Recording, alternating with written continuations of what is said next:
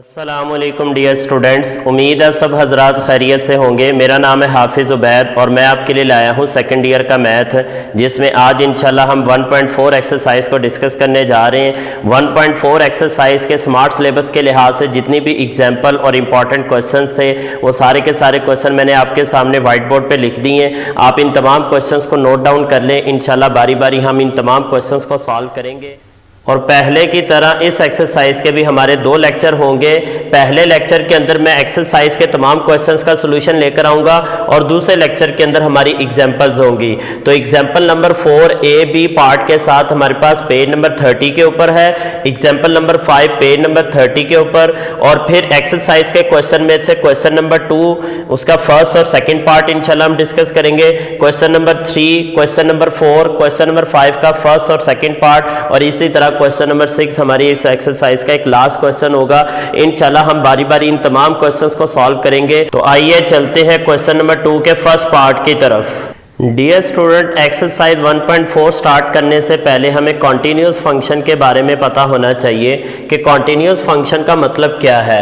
A function f is said to be a continuous, एक function continuous होगा at a number c, एक c particular number के लिए continuous होगा if, ये IFF का मतलब होता है if and only if given condition are satisfied. ये जो कंडीशन आपको दी गई है ये तीनों की तीनों कंडीशन आपकी फुलफिल होनी चाहिए, ये सेटिस्फाइड करनी चाहिए। इसको हम 1 बाय 1 समझते हैं कि इसका मतलब क्या है। तो सबसे पहले हम देखते हैं कि f of c is defined. f of c is defined का मतलब क्या है कि अगर आपको कोई फंक्शन दिया गया है, let's suppose f of x एक फंक्शन है जो कि है x² - 9 ओवर x - 3, और हमसे ये कहा जाए कि आपने x इज इक्वल टू 3 पर इस फंक्शन को चेक कर रहे हैं कि ये कॉन्टिन्यूस है या नहीं है। तो पहली कंडीशन हमारी क्या कहती है कि आप x की प्लेस पे अगर 3 पुट करें तो राइट साइड पे भी हम x की प्लेस पे 3 पुट करते हैं तो मेरे पास आ जाएगा 3 का स्क्वायर - 9 ओवर 3 - 3, और मेरे पास ऊपर रिजल्ट भी 0 आ जाएगा और नीचे वाला रिजल्ट भी 0 आ जाएगा। और 0 ओवर 0 फॉर्म हमें पता है कि एक इनडिटर्मिनेट फॉर्म है, यानी एक अनडिफाइंड फॉर्म है। तो इसका मतलब ये कि हमारा ये फंक्शन डिसकंटिन्यूस होगा। अगर हमारी पहली कंडीशन ही फुलफिल नहीं होती तो इट मींस कि हमें बाकी 2 कंडीशंस को भी चेक करने की जरूरत नहीं है, तो हमारा फंक्शन क्या होगा, डिसकंटिन्यूस होगा। तो पहली कंडीशन क्या है कि हमारा फंक्शन उस पर्टिकुलर वैल्यू के लिए क्या होना चाहिए, डिफाइन होना चाहिए। वो 0 ओवर 0 फॉर्म ना बनाता हो, वो समथिंग ओवर 0 फॉर्म ना बनाता हो, वो कोई ना कोई एक न्यूमेरिकल वैल्यू आंसर में देता हो, तब जाकर हमारा फंक्शन डिफाइन होगा। सेकेंड कंडीशन हमारे पास क्या है कि limit x approaches to c f of x, limiting value exist करनी चाहिए। लिमिटिंग वैल्यू एग्जिस्ट करने का मतलब क्या है कि जब हम कहते हैं ना कि x हमारा जो है ना वो 3 को अप्रोच कर रहा है, लेट्स सपोज इसी फंक्शन में अगर हम कहते हैं कि x हमारा 3 को अप्रोच कर रहा है, तो ये अप्रोच आपके लेफ्ट से भी हो सकती है और राइट से भी हो सकती है। लेट्स सपोज मैं यहाँ पे 3 लिख रहा हूं, तो आपका ये x जो है ना वो 3 से भी लेफ्ट से भी अप्रोच कर सकता है और ये आपका राइट से भी अप्रोच कर सकता है। ठीक हो गया जी। तो ये राइट से भी हमारा x क्या कर सकता है, 3 को अप्रोच कर सकता है। तो अगर मैं लेफ्ट से लेफ्ट लिमिट को अप्लाई करता हूं और राइट लिमिट को अप्लाई करता हूं और मेरा दोनों सिचुएशन में आंसर बिल्कुल सिमिलर आता है, तो इट मींस कि हमारे f ऑफ x क्या करेगा, एग्जिस्ट करेगा। तो इसको हम न्यूमेरिकली देख लेते हैं कि इस कंडीशन को हम किस तरीके से लिख सकते हैं। तो लिमिट हमारे पास है जी, लेफ्ट हैंड लिमिट के लिए हम क्या लिखते हैं, limit x approaches to c के ऊपर एक नेगेटिव साइन हम लगाएंगे, एक बार लगाएंगे जो कि लेफ्ट हैंड लिमिट को शो करेगा f ऑफ x, और limit x approaches to c के ऊपर एक पॉजिटिव साइन हम लगाएंगे जो कि राइट हैंड लिमिट को शो करेगा f ऑफ x। तो ये दोनों आंसर हमारे क्या होने चाहिए, सेम होने चाहिए, तब जाकर हमारी लिमिट एग्जिस्ट करती है। उसके बाद लास्ट कंडीशन हमारे पास क्या है कि f ऑफ x जो लिमिटिंग वैल्यू का आंसर है वो आपके फंक्शनल वैल्यू के आंसर के इक्वल होना चाहिए। अगर तो हमारी लिमिटिंग, जैसे हमारा यहाँ पे लेट्स सपोज आंसर हमारे पास 3 आ रहा है और एफ ऑफ सी में सी की वैल्यू पुट करने पर सी हमारा क्या होगा, एक्स जिसको अप्रोच करेगा, जिस नंबर को अप्रोच करेगा एक्चुअली वही नंबर हमारा सी होगा। तो लिमिटिंग वैल्यू का आंसर और फंक्शनल वैल्यू का आंसर अगर ये दोनों आंसर आपस में मैच कर जाते हैं तो इट मींस कि हमारा ये फंक्शन क्या होगा, कॉन्टिन्यूस फंक्शन होगा। तो ये तीनों कंडीशन फुलफिल होनी चाहिए। अगर इनमें से कोई एक कंडीशन भी रह जाती है, फर्स्ट कंडीशन, सेकंड या थर्ड कंडीशन में से कोई एक कंडीशन भी अगर फुलफिल नहीं होती तो इट मींस कि हमारा फंक्शन क्या होगा, डिसकंटिन्यूअस होगा। इसको फर्दर हम क्वेश्चन के सॉल्यूशन के अंदर इस बात को अच्छे तरीके से समझते हैं। तो आइए चलते हैं क्वेश्चन नंबर 2 के फर्स्ट पार्ट की तरफ। डियर स्टूडेंट, क्वेश्चन नंबर 2 का फर्स्ट पार्ट हमारे पास है F of X 2x + 5 if x is smaller than और equal to 2, 4x + 1 if x greater than 2। ये हमारे पास एक्चुअली पीस वाइज फंक्शन है और पीस वाइज फंक्शन की डोमेन 2 या 2 से ज्यादा हो सकती हैं। अब यहाँ पे मैं आपको, जब भी कोई क्वेश्चन आप सॉल्व करने लगे, आपने बस एक स्टार्ट पे पॉइंट को समझना है। अगर वो पॉइंट आपको क्लियर हो जाता है, आपको सारा क्वेश्चन का थीम समझ में आ जाएगा। आपने एक नंबर लाइन लगा देनी अपनी सहूलत के लिए। आपने मिड में वो नंबर रखना है, x c is equal to क्या है, 2 है, या x is equal to sometime c की वैल्यू दी जाएगी, समटाइम x की वैल्यू दी जाएगी। आपने क्या करना है, मिड में वो नंबर लिखना है और लेफ्ट साइड पे आपने यहाँ पे देखना है स्मॉलर देन किस में आ रहा है, x की तरफ जहां स्मॉलर देन का सिंबल होगा वो फंक्शन आपने यहाँ पे लिख देना 2x + 5, और x की तरफ ग्रेटर देन का जहां पे सिंबल होगा वो फंक्शन आपने इस साइड पे लिख देना 4x + 1। और आपने वैल्यू ऑफ द फंक्शन के लिए एक फंक्शन डिसाइड करना होता है। उसके लिए आप क्या करेंगे, यहाँ पे जिसमें इक्वालिटी का साइन आ रहा है, अब आप इन दोनों में देख लें इक्वालिटी का साइन किस में आ रहा है, इसमें इक्वालिटी का साइन आ रहा है। तो इक्वालिटी के साइन में हमारे पास जो फंक्शन आ रहा है वो 2x + 5 आ रहा है। बस ये तीन चीजें अगर आप समझ जाएंगे ना तो आपको पूरा क्वेश्चन समझ में आ जाएगा। तो सबसे पहले कंडीशन नंबर 1 को हम देखते हैं सॉल्यूशन के अंदर, उसी में मैं इसको भी एक्सप्लेन दोबारा से कर दूंगा। तो आपने कंडीशन नंबर 1 में क्या करना है कि आपने f ऑफ x को सेटिस्फाइड करना होता है। अगर तो हमारा ये फंक्शन कॉन्टिन्यूस है तो हमारी पहली कंडीशन फुलफिल होनी चाहिए, फिर उसके बाद दूसरी होनी चाहिए, फिर उसके बाद तीसरी होनी चाहिए। तो पहले आपने तरतीब से इन कंडीशन को फुलफिल करना है। तो सबसे पहले हम फर्स्ट कंडीशन को सेटिस्फाइड करने की कोशिश करते हैं। हमारे पास फंक्शन कौन सा है, फर्स्ट कंडीशन के लिए आपने हमेशा ये मिड वाला फंक्शन लिया करना है, हमेशा मिड वाला फंक्शन आपने लिया करना है। आपको हर क्वेश्चन के ऊपर मैं नंबर लाइन बना दिया करूंगा, आपने मिड वाला फंक्शन यहाँ पे f ऑफ c के लिए चूज किया करना है। तो f ऑफ x हमारे पास क्या आ रहा है, 2x + 5। आपने जस्ट क्या करना है, x को रिप्लेस करना है अपने 2 के साथ, क्योंकि c इज इक्वल टू हमारे पास 2 आ रहा है। तो एक्चुअली ये हमारे पास f ऑफ c भी है और f ऑफ 2 भी है। तो यहाँ पे x की प्लेस पे मैं 2 पुट करता हूँ तो मेरे पास आंसर क्या आ जाएगा, 9 आ जाएगा। इट मीन्स कि हमारा f ऑफ 2 क्या कर गया, डिफाइन हो गया। ठीक हो गया। तो यहां पे आप लिख दें f ऑफ 2 इज डिफाइंड। अगर ये हमारा डिफाइन हो चुका है तो इसका मतलब कंडीशन नंबर 1 हमारी क्या हो गई है, सेटिस्फाइड हो गई है। Condition 1 is satisfied. तो यहां पे आप साथ साथ लिखते जाएं सेटिस्फाइड। तो अब आते हैं कंडीशन नंबर 2 की तरफ। तो कंडीशन नंबर 2 के लिए आपने क्या करना है, सबसे पहले आपने लेफ्ट हैंड लिमिट को कैलकुलेट करना है। तो आपने लिखना है limit x approaches to c। c के ऊपर आपने एक बार का साइन लगाना है जिसका मतलब होगा कि ये लेफ्ट हैंड लिमिट है, और राइट साइड पे भी आप लिमिट लिखें लिमिट x अप्रोचेस टू। अब c क्या है हमारे पास, यहां से आप देखें c हमारे पास 2 के ऊपर आपने एक बार लगानी है। अच्छा, इस बार का मतलब ये है कि ये लेफ्ट हैंड लिमिट है। ये एक कॉन्सेप्ट है जिसके थ्रू हमें ये पता लगता है कि आप इस वक्त किस फंक्शनल वैल्यू को कैलकुलेट कर रहे हैं, लेफ्ट हैंड लिमिट को कैलकुलेट कर रहे हैं या राइट हैंड लिमिट को कैलकुलेट कर रहे हैं। इसका बिल्कुल ये मतलब नहीं है कि ये नेगेटिव साइन है। तो यहां पे हमारे पास f ऑफ x फंक्शन क्या आ रहा है, ये लेफ्ट साइड पे आप देख लें 2x + 5 आ रहा है। तो इसकी वैल्यू आप यहां पे पुट कर दें। तो लिमिट हटा के आपने वैल्यू पुट कर देनी है। जस्ट x की प्लेस पे हमारे पास 2 आ गया +5 विच इज इक्वल टू हमारे पास क्या आ गया, 9 आ गया।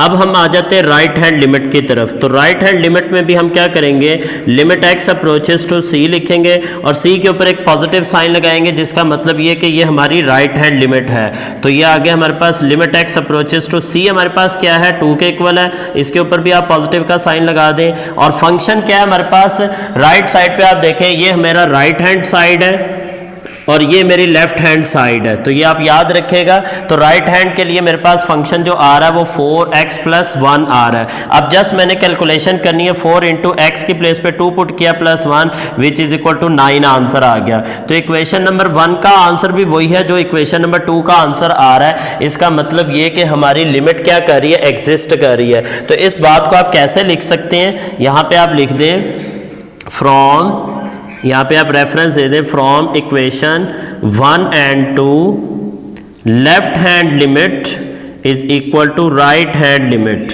ठीक हो गया जी। तो कंडीशन 2 इज सेटिस्फाइड। तो यहाँ पे आप लिख दें कंडीशन 2 इज सेटिस्फाइड। तो ये साथ साथ आप लिखते जाएं सेटिस्फाइड।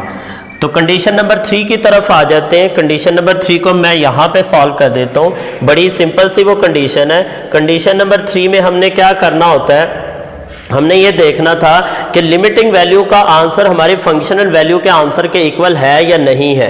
तो आप देखें कि एस, यहाँ पे आप अगर चेक करें तो f(2) का आंसर मेरे पास क्या आ रहा था, 9 आ रहा था, जबकि लिमिटिंग वैल्यू का मेरे पास आंसर क्या आ रहा है, लिमिट x अप्रोचेस टू, मेरे पास जो 2 का आंसर आया था वो एक्चुअली क्या आया था, 9 आया था। जब आप लिमिटिंग वैल्यू लिखते हैं तब आपको प्लस या माइनस का साइन लगाने की जरूरत नहीं होती। तो मेरे पास 9 आ रहा है। तो फंक्शनल वैल्यू का आंसर और लिमिटिंग वैल्यू का आंसर सेम आ रहा है। इट मींस के यहाँ पे आप कह सकते हैं इसका इक्वेशन नंबर 3 बना ले, इसका इक्वेशन नंबर 4 बना ले, और यहाँ पे आप रेफरेंस दे दें from equation 3 and 4 limit x approaches to 2 f(x) is equal to f(2), और इन दोनों का आंसर हमारे पास क्या आ गया, 9 आ चुका है। तो कंडीशन नंबर 3 भी हमारी क्या हो गई है, कंडीशन 3 इज सेटिस्फाइड। तो अगर ये भी सेटिस्फाइड हो चुकी है तो इट मींस कि हमारी कंडीशन 1 भी सेटिस्फाइड हो गई, हमारी कंडीशन 2 भी सेटिस्फाइड होगी और 3 भी सेटिस्फाइड होगी। इट मींस कि हमारा ये फंक्शन क्या है, कॉन्टिन्यूस फंक्शन है। तो इसको आप फाइनली आप लिख दें f(x) हैंस, यहाँ पे आप लिख दें hence f(x) is continuous at x is equal to 2 पर। तो x इज इक्वल टू 2 पर ये क्या है, कॉन्टिन्यूअस फंक्शन है।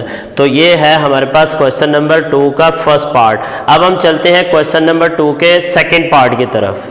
डियर स्टूडेंट, क्वेश्चन नंबर 2 का सेकंड पार्ट हमारे पास है f(x) 3x - 1, कंडीशन ये है कि x इज स्मॉलर देन 1, 4 के साथ कंडीशन ये है कि x इज इक्वल टू 1, और 2x के साथ कंडीशन ये है कि x ग्रेटर देन 1 है।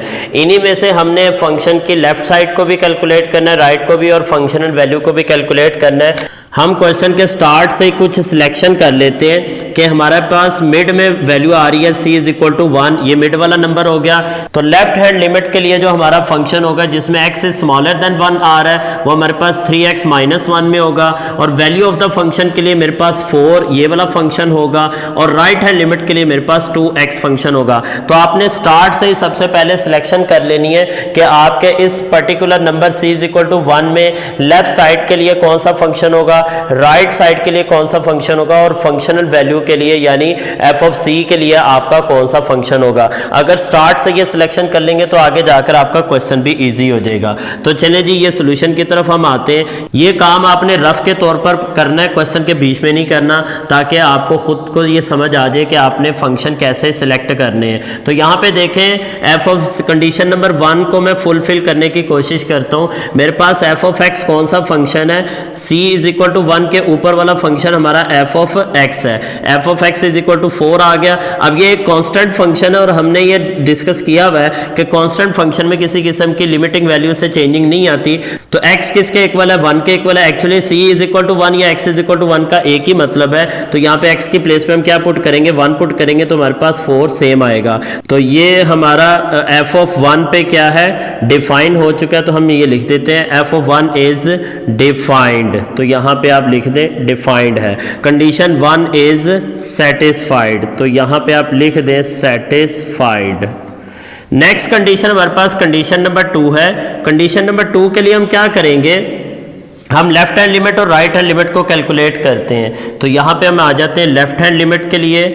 तो लेफ्ट हैंड लिमिट के लिए हम क्या करेंगे, लिमिट x अप्रोचेस टू क्या है हमारे पास c है, और c क्या है, c के ऊपर आपने नेगेटिव साइन लगाना है, मतलब कि आप लेफ्ट हैंड लिमिट को कैलकुलेट कर रहे हैं। f ऑफ x फंक्शन हम पहले से सिलेक्ट कर चुके हुए, लेफ्ट साइड पे हमारा 3x माइनस 1 आ रहा है, तो ये आ जाएगा limit x approaches to c क्या है 1, c हमारे पास क्या है, सॉरी 1 के ऊपर बार लगा दें, f ऑफ x क्या है हमारे पास 3x plus 1।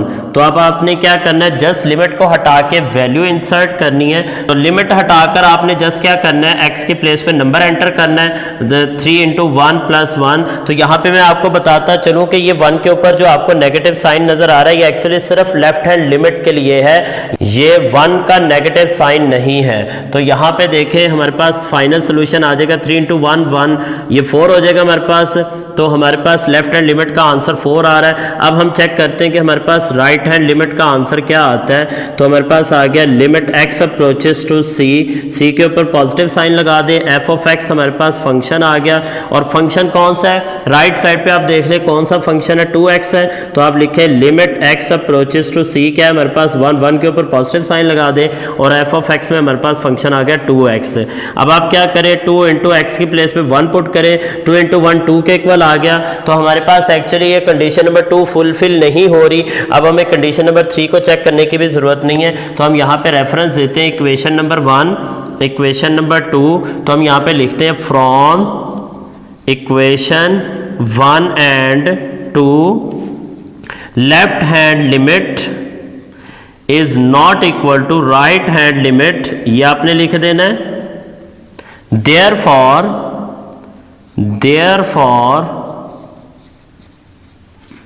condition 2 is not satisfied। अगर ये सेटिस्फाइड नहीं हुई तो हमने कॉन्टिन्यूस फंक्शन की डेफिनेशन के अंदर ये बात पढ़ी थी कि जब भी इनमें से कोई एक कंडीशन भी सेटिस्फाइड नहीं होती तो हमारा ये फंक्शन क्या होगा, डिसकंटिन्यूस होगा। तो हम ये लिखते हैं यहाँ पे hence f of x is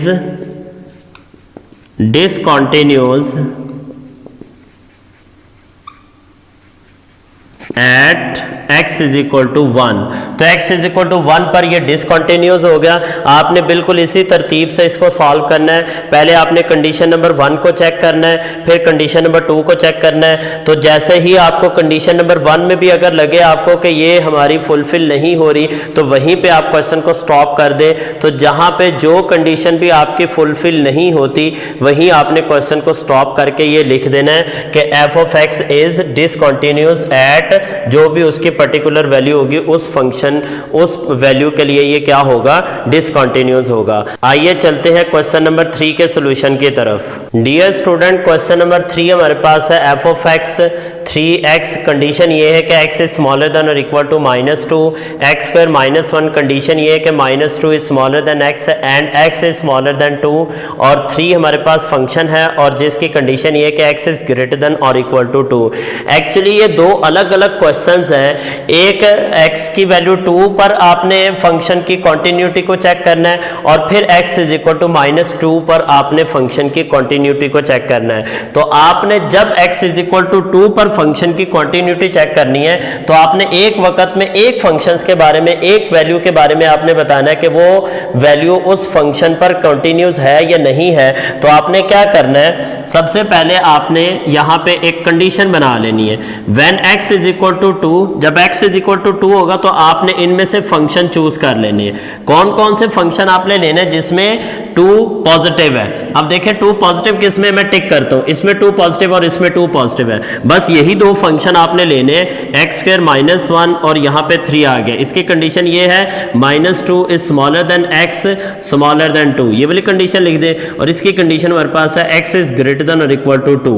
तो आपने जस्ट आपने x is equal to 2 positive value के लिए आपने क्या करना है, दो ऐसे फंक्शन को लेना है जिसमें 2 आपका पॉजिटिव आ रहा है। और जब आपने नेगेटिव वैल्यू के लिए लिखना है तब आपने फर्स्ट और सेकंड फंक्शन को लेना है। तो जो आपका मिड वाला फंक्शन है वो एक्चुअली आपका पॉजिटिव फंक्शन के लिए भी आ रहा है और नेगेटिव फंक्शन के लिए भी आ रहा है। तो अब हम चलते हैं इसके सोल्यूशन की तरफ।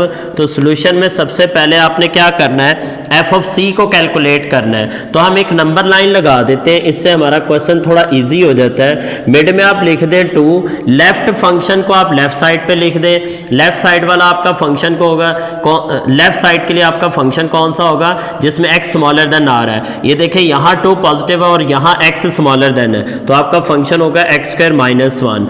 फिर आपका राइट साइड पे फंक्शन होगा 3 और जो आपका वैल्यू ऑफ द फंक्शन होगा जिसमें इक्वालिटी का साइन आ रहा है वो आपका फंक्शन भी 3 होगा। जिसमें इक्वालिटी का साइन आ रहा है वो यहाँ पे है, मिड में 3 आ जाएगा। तो लिहाजा आपने सबसे पहला काम क्या करना है, कंडीशन नंबर 1 को फुलफिल करना है। उसके लिए आपको एफ ऑफ एक्स के लिए एक फंक्शन चूज करना था जो कि मिड में है। मिड में हमारे पास 3 आ रहा है और आप x की प्लेस पे क्या करेंगे, नंबर एंटर करेंगे। x किसके इक्वल है, 2 के इक्वल है, तो x की प्लेस पे 2 पुट करें। राइट साइड पे हमारे पास 3 आ रहा है, तो एक्चुअली हमारा क्या कर गया, f ऑफ 2 क्या हो गया, डिफाइन हो गया। तो ये हमारे पास डिफाइन हो गया। तो यहाँ पे एक्चुअली जितने क्वेश्चन आ रहे हैं अब तक वो सारे के सारे डिफाइंड फॉर्म में हैं, लेकिन हम देखते हैं कि क्या हमारी कंडीशन नंबर 2 और 3 भी फुलफिल होती है। तो हम 2 को चेक करते हैं। तो यहाँ पे हम आ जाते हैं कंडीशन नंबर 2 की तरफ।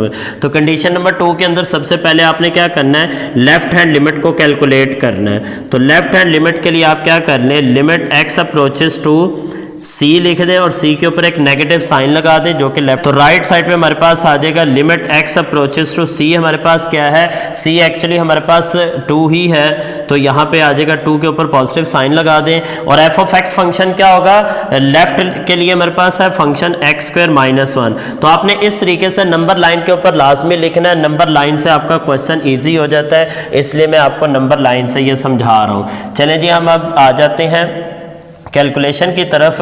x की प्लेस पे 2 पुट कर दे, 2 का square minus 1 which is equal to हमारे पास क्या आंसर आ गया, 3 आ गया। तो ये हमारा इक्वेशन नंबर 1 बन गई। अब हम आते हैं राइट हैंड लिमिट की तरफ। तो राइट हैंड लिमिट के लिए हम क्या करेंगे, limit x approaches to c positive f of x और राइट साइड पे हमारे पास आ जाएगा limit x approaches to c। क्या हमारे पास 2 है, तो यहाँ पे 2 के ऊपर पॉजिटिव साइन लगा दे। f of x right side पे आप देखें फंक्शन कौन सा है, 3 आ रहा है, तो यहाँ पे 3 आ गया। अब ये एक कांस्टेंट फंक्शन और कांस्टेंट फंक्शन में किसी किस्म की चेंजिंग नहीं आती, आंसर आपका 3 आएगा। तो ये हमारी इक्वेशन नंबर 2 बन गई। अब आप देखें इक्वेशन नंबर 1 और 2 के आंसर सेम आ रहे हैं, तो अब यहाँ पे लिख दें from equation 1 and 2 left hand limit का आंसर हमारा राइट हैंड लिमिट के इक्वल आ रहा है, जिसका मतलब क्या है कि हमारा f ऑफ x क्या कर रहा है, इज एग्जिस्ट। तो f ऑफ x हमारा एग्जिस्ट कर गया। तो अब हम क्या करेंगे, लिमिटिंग वैल्यू के लिए हमारा f ऑफ x क्या कर गया, एग्जिस्ट कर गया। ठीक हो गया जी। तो कंडीशन नंबर 3 हमारे पास क्या थी कि एज f ऑफ 2 का आंसर हमारे पास क्या आ रहा था, 3 आ रहा था, जबकि हमारे पास ये इक्वेशन नंबर 3 बन गई। और लिमिटिंग वैल्यू का आंसर x अप्रोचेस टू हमारे पास 2, लिमिटिंग वैल्यू का आंसर भी हमारे पास 3 आ रहा था, ये इक्वेशन नंबर 4 बन गई। और जब भी हमारे दोनों आंसर, जब भी हमारा फंक्शनल वैल्यू का आंसर और लिमिटिंग वैल्यू का आंसर मैच हो जाए तो इट मीन्स कि हमारी कंडीशन नंबर 3 भी सेटिस्फाइड कर जाएगी।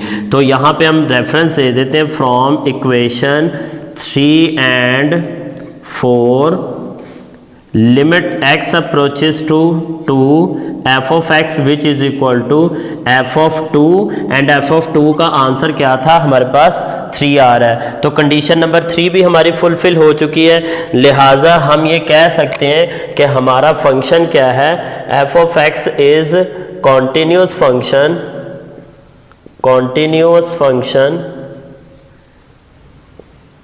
Eight x is equal to 2 के लिए। तो x इज इक्वल टू 2 के लिए हमारा फंक्शन क्या है, कॉन्टिन्यूस है। अब हम चेक करते हैं x इज इक्वल टू -2 के लिए कॉन्टिन्यूस है या नहीं है। स्टूडेंट हमारे पास next value x is equal to -2 function हमें यही दिया गया है और इसी फंक्शन में से हमने चूज करना है कि हमने -2 के लिए कौन कौन से फंक्शंस को सिलेक्ट करना है। तो आप देखें, सबसे पहले मैं चाहता था कि आपके सामने ये फंक्शन मैं सिलेक्ट करूं, तो यहाँ पे देखें कि -2 किस किस में आ रहा है। एक तो -2 इस कंडीशन में आ रहा है, एक -2 इस कंडीशन में आ रहा है। तो इसका मतलब ये कि अब जो मैं फंक्शन लूंगा, एक 3x लूंगा और दूसरा फंक्शन x² -1 होगा। इसकी कंडीशन मेरे पास हो जाएगी x स्मॉलर देन और इक्वल टू -2 और इसकी कंडीशन मेरे पास है -2 smaller than x and smaller than 2 आ गया। तो यहाँ पे अगर मैं नंबर लाइन से इस बात को शो करूँ कि नंबर लाइन पे हमारे लेफ्ट साइड पे कौन सा फंक्शन आएगा, तो x स्मॉलर देन यहाँ पे आ रहा है, लेफ्ट साइड पे मेरा 3x फंक्शन आ गया और इक्वलिटी के लिए भी हमारा 3x फंक्शन आ गया क्योंकि इक्वलिटी का साइन यहाँ पे आ रहा है, तो वो भी 3x आ गया। और राइट हैंड के लिए हमारा फंक्शन आएगा x² -9। यहाँ पे आप इस कंडीशन को अगर आप गौर करें तो आपको समझ आ जाएगी कि यहाँ पे -2 से ग्रेटर देन आपका x इसमें आ रहा है, तो जिसमें आ रहा है उसके पैरेलल फंक्शन आपका x² -1 है। तो लिहाजा इससे आपका क्वेश्चन इजी हो जाएगा। मिड में आप यहाँ पे -2 लिख दें। तो आते हैं सॉल्यूशन की तरफ। तो सबसे पहले आपने क्या करना है, कंडीशन नंबर 1 को फुलफिल करना है। उसके लिए आप f(x) में फंक्शन ले लें मिड वाला, जो कि है हमारे पास 3x, x की प्लेस पे -2 पुट कर दें, तो 3 into -2 which is equal to -6। तो हमारा f(-2) क्या कर गया, डिफाइंड हो गया। तो यहाँ पे हम लिख देते हैं डिफाइंड। कंडीशन नंबर 2 हमारे पास क्या थी कि हमने लिमिटिंग वैल्यू को चेक करना है कि लिमिटिंग वैल्यू एग्जिस्ट करती है कि नहीं करती। तो उसके लिए हम लिखते हैं left hand limit f(x), limit क्या होगी हमारे पास x अप्रोचेस टू c और c के ऊपर आपने नेगेटिव साइन लगाना है। राइट साइड पे आपके पास आ जाएगा limit x approaches to c का मतलब क्या है, c हमारे पास क्या है -2। तो यहाँ पे आप लिख दें -2 और ऊपर बार जरूर लगानी है, ये लेफ्ट हैंड लिमिट के लिए। तो f(x) हमारे पास फंक्शन क्या है, लेफ्ट साइड पे आप देख लें, लेफ्ट साइड पे भी हमारा फंक्शन 3x है। अब मैं लिमिट को हटा के वैल्यू इंसर्ट करता हूँ, तो लिमिट हटा के मैं वैल्यू पुट करता हूँ, तो 3 into -2 which is equal to -6। ये मेरी इक्वेशन नंबर 1 बन गई। अब हम राइट हैंड लिमिट को कैलकुलेट करते हैं और देखते हैं उससे आंसर हमारा क्या आता है। f(x) राइट हैंड लिमिट के लिए हम लेते हैं limit x approaches to c के ऊपर पॉजिटिव साइन लगा दें और राइट साइड पे लिमिट x अप्रोचेस टू हमारे पास c क्या है -2। तो यहाँ पे एंटर कर दें -2 प्लस का साइन एज इट इज लगा दें और f(x) में राइट साइड पे आप देख लें फंक्शन कौन सा है, x² -1। तो यहाँ पे आ गया x² -1। अब मैं फिर से लिमिट को हटा के x की प्लेस पे नंबर एंटर करता हूँ, -2 का स्क्वायर -1, तो ये आ जाएगा हमारे पास 4 - 1 विच इज इक्वल टू 3। तो एक्चुअली यहाँ पे हमारी कंडीशन नंबर 2 फुलफिल नहीं हो रही, तो हम इसको इक्वेशन नंबर 2 का रेफरेंस देते हैं और यहाँ पे हम लिख देते हैं from equation 1 and 2 left hand limit is not equal to right hand limit. अगर ये दोनों लिमिट इक्वल नहीं है तो f(x) डज नॉट एग्जिस्ट। तो यहाँ पे आपने लिख देना डज नॉट एग्जिस्ट। अगर ये एग्जिस्ट नहीं करता तो फाइनली आप लिख दें hence f(x) is discontinuous at x is equal to किस पर, -2 पर। -2 पर ये क्या है, डिसकंटिन्यूअस है। तो उम्मीद है कि ये क्वेश्चन भी आपको अच्छे तरीके से समझ आ गया होगा। आप एक ही थीम को हर क्वेश्चन में अप्लाई करें, पहले कंडीशन नंबर 1 को फुलफिल करें, फिर 2 को और 3 पर तभी आप जाएं जब आपको लगे कि आपकी कंडीशन नंबर 2 भी फुलफिल हो चुकी है। चलें जी, अब मूव करते हैं नेक्स्ट क्वेश्चन की तरफ। डियर स्टूडेंट, क्वेश्चन नंबर 4 आपके बोर्ड एग्जाम के लिहाज से बहुत ही एक इंपॉर्टेंट क्वेश्चन है और आपसे c की वैल्यू कैलकुलेट करने का कहा गया है। f(x) is equal to x plus 2, एक फंक्शन ये दिया गया है, दूसरा फंक्शन आपका इन टर्म ऑफ c है c प्लस 2। कंडीशन ये कि x इज स्मॉलर देन और इक्वल टू -1 और दूसरे में कंडीशन ये कि x इज ग्रेटर देन -1 है। आपने c की वैल्यू कैलकुलेट करनी है, जबकि वो आपको लिमिटिंग वैल्यू के बारे में कह रहा है कि ये एग्जिस्ट करती है। जब भी वो ये कंडीशन हमें बताता है कि लिमिटिंग वैल्यू एग्जिस्ट करती है, तो इट मींस कि हमारी लेफ्ट हैंड लिमिट का आंसर और राइट हैंड लिमिट का आंसर सेम आएगा। तो एक्चुअली यहाँ पे हमारी डायरेक्टली कंडीशन नंबर 2 अप्लाई होगी। तो हम सॉल्यूशन के अंदर यहाँ पे लिख देते हैं कंडीशन नंबर 2, बल्कि यहाँ पे रेफरेंस भी दे देते हैं। तो left hand limit is equal to right hand limit. तो साइड पे आप लिख दें as f of x is exist. इसकी एग्जिस्टेंस की वजह से आप कह सकते हैं कि आप इन दोनों को इक्वेट कर रहे हैं। तो लेफ्ट हैंड लिमिट के लिए आपका जो फंक्शन होगा वो लिमिट एक्स अप्रोचेस टू, हमारा किसको कर रहा है, -1 को अप्रोच कर रहा है, और इसके ऊपर आपने बार लगा देनी है एफ ऑफ एक्स।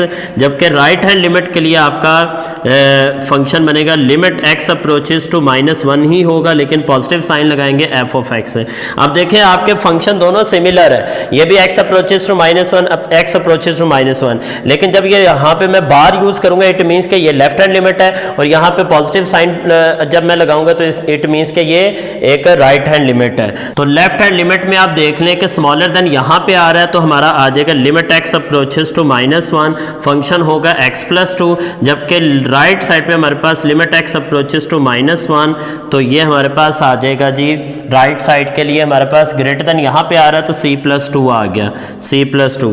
तो लेफ्ट लिमिट हटा देते हैं हम, x की प्लेस पे -1 एंटर करते हैं +2, और यहाँ पे लिमिट हटा देते हैं। यहाँ लिमिट हटाने से फंक्शन को कोई फर्क नहीं पड़ेगा, क्योंकि हमारे पास x राइट साइड पे यूज नहीं हो रहा। लेफ्ट साइड पे हमारे पास 1 आ जाएगा, और ये 2 अगर मैं लेफ्ट साइड पे शिफ्ट करता हूँ -2 which is equal to c आ जाएगा, और c की वैल्यू फाइनली हमारे पास आ जाएगी -1। ये है हमारे पास c की वैल्यू। तो ये था एक सिंपल सा क्वेश्चन और उसका सोल्यूशन। अब हम मूव करते हैं नेक्स्ट क्वेश्चन की तरफ। डियर स्टूडेंट, क्वेश्चन नंबर 5 का फर्स्ट पार्ट हमारे पास है F of x m x. Condition ये कि x is smaller than 3 and function दिया गया x इज इक्वल टू 3, और -2x + 9 फंक्शन दिया गया x ग्रेटर देन 3। तो ये सारे पीस वाइज हमारे पास फंक्शन है, और इसके लिए उसने कहा कि m और n की वैल्यू फाइंड करनी है आपने, जबकि आपका f ऑफ x क्या है, कॉन्टिन्यूस है at x is equal to 3। जब ये कॉन्टिन्यूस है तो इसका मतलब ये कि इसमें तीनों की तीनों कंडीशन फुलफिल हो रही हैं। तो हम पहले कंडीशन नंबर 2 को यूज करते हुए लेफ्ट हैंड लिमिट और राइट हैंड लिमिट को इक्वेट करते हुए हम यहाँ से m की वैल्यू सबसे पहले कैलकुलेट करते हैं, क्योंकि यहाँ पे हमारे पास स्मॉलर देन इसमें आ रहा है, ग्रेटर देन इसमें आ रहा है। तो लेफ्ट और राइट लिमिट में हमारे पास m की वैल्यू कैलकुलेट हो जाएगी, जबकि वैल्यू ऑफ द फंक्शन के लिए हमारी n की वैल्यू कैलकुलेट हो जाएगी। तो हम कंडीशन नंबर 2 से ही इसको स्टार्ट करते हैं। आप यहाँ पे अगर कंडीशन का रेफरेंस नहीं भी देना चाहते कोई मसला नहीं है, यहाँ पे ऑलरेडी हमारी कंडीशन फुलफिल है। तो देखते हैं इसको सॉल्व कैसे करेंगे। सॉल्यूशन में आपने सबसे पहले लिखना है जी कि हमारे पास चूंकि ये कॉन्टिन्यूस फंक्शन है, तो हम ये कह सकते हैं कि f of x is exist. अगर ये एग्जिस्ट करता है तो हमारे पास लेफ्ट हैंड लिमिट एज के साथ आप लिख दें, लेफ्ट हैंड लिमिट का आंसर राइट हैंड लिमिट के आंसर के इक्वल होता है। तो लेफ्ट हैंड लिमिट में हमारे पास f ऑफ x फंक्शन, जबकि लिमिट हमारे पास क्या होगी, x अप्रोचेस टू 3 कर रहा है, और 3 के ऊपर बार लगा दें आप। इसी तरह राइट हैंड लिमिट के लिए लिमिट x अप्रोचेस टू 3 के ऊपर पॉजिटिव साइन लगा दें, और f ऑफ x फंक्शन हमारे पास आ गया। लेफ्ट फंक्शन के लिए हमारे पास एम एक्स आ जाएगा, तो ये आ जाएगा लिमिट x अप्रोचेस टू 3 बार f ऑफ x में हमारे पास एम एक्स आ गया। जब राइट हैंड लिमिट के लिए हमारे पास आ जाएगा लिमिट x अप्रोचेस टू 3 के ऊपर पॉजिटिव साइन आ जाएगा, और f ऑफ x में ग्रेटर देन देखें इसमें आ रहा है, तो हमारे पास फंक्शन आएगा -2x + 9। तो यहाँ से मैं लिमिट हटा के x की प्लेस पे वैल्यू पुट करता हूँ, यहाँ पे भी 3 एंटर कर दिया, और यहाँ से भी लिमिट हटा के x की प्लेस पे मैं नंबर पुट कर देता हूँ, तो मेरे पास यहाँ पे भी 3 आ गया +9। तो ये आ जाएगा हमारे पास 3 × 6 -6 + 9, और यहाँ पे 3m रह गया, और वहाँ पे हमारे पास आएगा m इज इक्वल टू 3/3। 3 से कैंसिल करेंगे तो m की वैल्यू हमारे पास 1 आ जाएगी। तो ये m की वैल्यू हमारे पास आ चुकी। अब हम देखते हैं कि हम n की वैल्यू कैसे फाइंड कर सकते हैं। तो n की वैल्यू हम फाइंड करने के लिए देखें फंक्शनल वैल्यू को हम लेते हैं। अब हम आ जाते हैं कंडीशन नंबर 3 की तरफ। कंडीशन नंबर 3 में क्या था हमारे पास, as f of x functional value हमारे पास किसके इक्वल आ रही है, n के इक्वल आ रही है। तो यहाँ से हमारे पास f ऑफ 2 का आंसर f ऑफ 3 का आंसर हमारे पास क्या आ जाएगा, n आ जाएगा। जबकि लिमिटिंग वैल्यू के लिए मैं कोई भी फंक्शन ले सकता हूँ। लिमिट x अप्रोचेस टू हमारे पास आ रहा है जी 3, तो मैं राइट साइड वाला फंक्शन ले लेता हूँ यहाँ पे। तो लिमिटिंग वैल्यू के लिए कोई भी फंक्शन आप ले सकते हैं। तो हमारे पास आ जाएगा f of x limit x approaches to 3 और यहाँ पे आ रहा है -2x + 9, जिसका सोल्यूशन हमारे पास क्या था, 3 था। तो f ऑफ x जब x 3 को अप्रोच कर रहा है तब हमारे पास आंसर क्या आ रहा है, 3 आ रहा है। तो एज यहाँ पे अब आप कह सकते हैं कि आपके limiting value x approaches to 3 f of x ये एक्चुअली f ऑफ 3 के इक्वल है। तो यहाँ से मैं अगर इसकी वैल्यू एंटर करता हूँ तो 3 is equal to f of 3 का आंसर मेरे पास n आ रहा है, जबकि लिमिटिंग वैल्यू का आंसर मेरे पास 3 आ रहा है। तो implies that n is equal to मेरे पास 3 आंसर आएगा। तो ये है मेरा रिक्वायर्ड सोल्यूशन। तो ये था क्वेश्चन नंबर 5 का फर्स्ट पार्ट। अब हम मूव करते हैं क्वेश्चन नंबर 5 के सेकेंड पार्ट की तरफ। स्टूडेंट क्वेश्चन नंबर 5 का सेकंड पार्ट हमारे पास है f of x mx, condition ये है कि x is smaller than 3, x square, condition ये है कि x इज ग्रेटर देन और इक्वल टू 3। तो यहाँ पे हमारे पास सिर्फ m ही एक अननोन यूज हो रहा है, तो m की वैल्यू हमने कैलकुलेट करनी है, जबकि उसने कहा कि ये फंक्शन कॉन्टिन्यूस है at x is equal to 3। तो यहाँ पे आप कंडीशन नंबर 2 से भी इसको सॉल्व कर सकते हैं और कंडीशन नंबर 3 से भी सॉल्व कर सकते हैं। तो मैं यहाँ पे सोल्यूशन में लिख देता हूँ as f of x is continuous. अगर ये कॉन्टिन्यूस है तो फिर limit f of x is exist. x approaches to क्या है हमारे पास 3 क्या करेगा, एग्जिस्ट करेगा। तो इसके एग्जिस्टेंस का मतलब क्या है, left hand limit is equal to क्या होगा हमारे पास, राइट हैंड लिमिट। तो लेफ्ट हैंड लिमिट के लिए हम क्या लिखेंगे, लिमिट x अप्रोचेस टू क्या है, 3 है, f ऑफ x आ गया और यहाँ पे ऊपर मैं नेगेटिव साइन लगा देता हूँ। तो यहाँ पे हमारे पास आ जाएगा लिमिट x अप्रोचेस टू क्या है, 3 पॉजिटिव, f ऑफ x आ गया। तो लेफ्ट साइड के फंक्शन के लिए हमें यहाँ से फंक्शन सेलेक्ट करना होगा, तो वो है हमारे पास mx, यहाँ पे हम लिख देते हैं mx, limit x approaches to क्या है, 3, और राइट साइड के लिए हमें limit x approaches to 3 positive और f ऑफ x हमारे पास होगा ग्रेटर देन के लिए x स्क्वायर आ गया। यहाँ दोनों जगहों पे आप जस्ट लिमिट हटा के वैल्यू एंटर कर दे तो आपके पास m की वैल्यू आ जाएगी। तो यहाँ पे भी हमारे पास 3 आ गया, राइट साइड पे हमारे पास 3 आ गया, 3 का स्क्वायर। तो m की वैल्यू कैलकुलेट करने के लिए हमें क्या करना होगा, 9/3 which is equal to m is equal to क्या आ गया हमारे पास 3। तो ये था हमारे पास m की वैल्यू का सोल्यूशन। तो ये शॉर्ट क्वेश्चन के तौर पर भी आपको आ सकता है क्योंकि इसमें n नहीं फाइंड करना, जस्ट m की वैल्यू कैलकुलेट करनी है। अब हम चलते हैं क्वेश्चन नंबर 6 की तरफ, जो कि हमारा इस एक्सरसाइज का लास्ट क्वेश्चन है और बहुत ही इंपॉर्टेंट क्वेश्चन है। आइए चलते हैं क्वेश्चन नंबर 6 के सोल्यूशन की तरफ। स्टूडेंट क्वेश्चन नंबर 6 जो कि हमारा इस एक्सरसाइज का लास्ट क्वेश्चन है, बहुत ही इंपॉर्टेंट क्वेश्चन है। हमने इसमें k की वैल्यू फाइंड करनी है, जबकि उसने इस फंक्शन के बारे में कहा कि ये फंक्शन हमारा कॉन्टिन्यूस है at x is equal to 2 पर।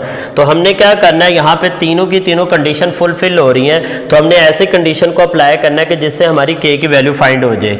तो हम सबसे पहले लिमिटिंग वैल्यू कैलकुलेट करते हैं। तो यहाँ पे स्मॉलर देन या ग्रेटर देन का सिंबल नहीं है, तो आपने जस्ट इस फंक्शन की लिमिटिंग वैल्यू कैलकुलेट करनी है। लास्ट में फिर आपने फंक्शनल वैल्यू लिखनी है और इन दोनों को आपस में इक्वेट करते हुए k की वैल्यू फाइंड करनी है। तो यहाँ पे आ जाएगा हमारे पास लिमिट x अप्रोचेस टू, हमारे पास क्या आ रहा है, 2 आ रहा है, f ऑफ x। जब आप लेफ्ट हैंड लिमिट या राइट हैंड लिमिट नहीं लेना चाहते तो आपने लिमिटिंग वैल्यू के लिए just x approaches to 2 plus minus का साइन नहीं लगाना ऊपर। तो ये आ जाएगा हमारे पास लिमिट x अप्रोचेस टू 2। अब हम लिमिट को तब तक साथ साथ लेके चलते रहेंगे जब तक कि ये फंक्शन डिफाइन ना हो जाए, क्योंकि इस सिचुएशन में आप गौर कर सकते हैं कि ये फंक्शन इस वक्त अनडिफाइंड फॉर्म में है। अगर मैं x के प्लेस पे 2 एंटर करता हूं तो यहाँ पे आप देखें ये बन जाएगा 2 × 2 4, 4 + 5 9 हो जाएगा, स्क्वायर रूट ऑफ 9, और यहाँ पे भी स्क्वायर रूट ऑफ 9, ये दोनों कैंसिल होकर 0 आ जाएगा और नीचे ऑलरेडी हमारे पास 0 बन रहा है। तो 0/0 फॉर्म हमारे पास इनडिटर्मिनेट फॉर्म है। 0/0 फॉर्म हमने कहा था कि ये हमारे पास एक इनडिटर्मिनेट फॉर्म है। अब हम इसको मैथमेटिकल टेक्निक से सॉल्व करेंगे जिससे ये फंक्शन डिफाइन हो जाए। तो उसके लिए हमें क्या करना होगा, लिमिट x अप्रोचेस टू 2। तो एक्चुअली ये बाइनोमियल सर्ट्स है हमारे पास, 2x + 5 minus square root of x + 7 whole divided by x - 2। आपने क्या करना है, इसका कॉन्जुगेट लेना है। तो इसका कॉन्जुगेट 2x + 5, साइन को चेंज करके आपने लिखना है plus square root of x + 7 divided by same factor आपने लिखना है। यह आ जाएगा हमारे पास 2x + 5 और plus square root of x + 7। तो यहाँ पे हम क्या करेंगे, ऊपर वाले को ऊपर मल्टीप्लाई कर देंगे, नीचे वाले को नीचे मल्टीप्लाई कर देंगे, तो ऊपर एक फार्मूला बन जाएगा 2x + 5 का स्क्वायर रूट और फिर इसका होल स्क्वायर, ये a स्क्वायर बन गया। और यहाँ पे मैं लिख सकता हूँ x + 7 का whole square minus b square, तो ये बन गया a square minus b square के फॉर्म में आ गया। जबकि डिनोमिनेटर में हमारे पास क्या आ रहा है, x - 2 into square root of 2x + 5 और plus square root of x + 7, ये हमारे पास आ गया। ऊपर वाला स्क्वायर स्क्वायर रूट को कैंसिल कर देगा, ये भी कैंसिल हो गया और यहाँ से ये भी कैंसिल हो गया। तो मेरे पास जो फाइनली स्टेप ऊपर बन रहा है वो लिमिट में साथ साथ लेके चलता रहूँगा जब तक कि मेरा फंक्शन डिफाइन नहीं हो जाता। तो 2x + 5 माइनस x - 7, बाहर वाले माइनस की वजह से मैंने अंदर साइन चेंज कर दिया, नीचे आ गया x - 2 into square root of 2x + 5 plus square root of x + 7, तो ये हमारे पास आ गया। ऊपर 2x में से x माइनस करने से हमारे पास फाइनल सोल्यूशन क्या आ जाएगा, x आ जाएगा, और 7 में से 5 सब्ट्रैक्ट करने से -2 आ जाएगा, x - 2 आ गया। नीचे हमारे पास ऑलरेडी x - 2 था, तो हमारे पास आ गया स्क्वायर रूट ऑफ 2x + 5 और plus square root of x + 7। तो यहाँ से x - 2 ब्रैकेट लगा के मैं यहाँ से कैंसिल कर देता हूँ। तो यहाँ से मैं क्या करता हूँ, लिमिट हटा के वैल्यू एंटर कर देता हूँ। तो 1 / स्क्वायर रूट ऑफ 2 इंटू 2 + 5, तो बाहर हमारे पास प्लस का साइन है और x की प्लेस पे 2 + 7 आ गया। तो यहाँ पे हमारे पास फर्दर आ जाएगा 2 इंटू 2 4, 4 + 5 9 हो जाएगा, और 9 का स्क्वायर रूट हमारे पास क्या होता है जी 3, और यहाँ पे भी हमारे पास 3 आ जाएगा, और 3 + 3 विच इज इक्वल टू 1/6 आ गया। तो हमारे पास ये आ गए लिमिटिंग वैल्यू। तो लिमिटिंग वैल्यू हमारी फंक्शनल वैल्यू के इक्वल होती है, तो हम यहाँ पे लिख देते हैं एज f ऑफ x हमारे पास क्या होगा, k के इक्वल होगा। तो क्योंकि ये फंक्शन हमारा कॉन्टिन्यूस है तो इस वजह से हमारी फंक्शनल वैल्यू k के इक्वल होगी, क्योंकि यहाँ पे x = 2 आ रहा है। तो जब मैं x की प्लेस पे नंबर एंटर करूँगा 2, तो इससे हमारे फंक्शन को कोई फ़र्क नहीं पड़ेगा। तो f ऑफ 2 किसके इक्वल आ गया, k के इक्वल आ गया। तो यहाँ पे अब फाइनली हम लिख देते हैं as f of x is continuous, therefore यहाँ पे आप लिख दे therefore limit x approaches to 2, f of x जो आपका है वो f ऑफ c के इक्वल है, यानी f ऑफ 2 के इक्वल है। तो f of x limiting value का आंसर हमारे पास क्या आया, 1/6 आया, और f ऑफ 2 का आंसर हमारे पास क्या आ गया, k आ गया। तो it is implies that k का आंसर हमारे पास क्या आ जाएगा, 1/6। तो ये है हमारे पास k की वैल्यू।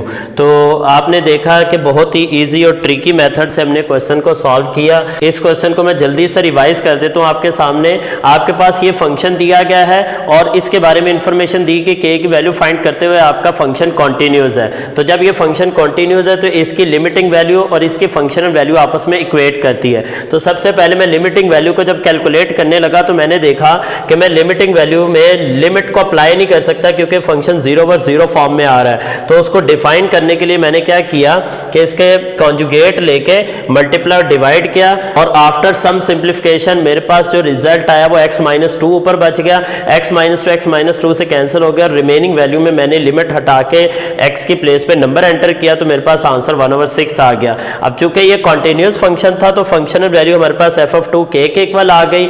यहां से मैंने लिमिटिंग वैल्यू को फंक्शनल वैल्यू के इक्वल रखते हुए k का आंसर 1/6 आपके सामने कैलकुलेट कर दिया। तो ये बहुत ही एक ईजी और एक बहुत ही इंपॉर्टेंट एक्सरसाइज थी। इस एक्सरसाइज को आप बोर्ड एग्जाम के लिए लाजमी तैयार कीजिएगा। इसमें से बहुत ज्यादा चांसेस होते हैं लॉन्ग क्वेश्चन के बनने के। मिलते हैं नेक्स्ट लेक्चर में नेक्स्ट टॉपिक के साथ, तब तक के लिए अल्लाह हाफिज, अस्सलामु अलैकुम।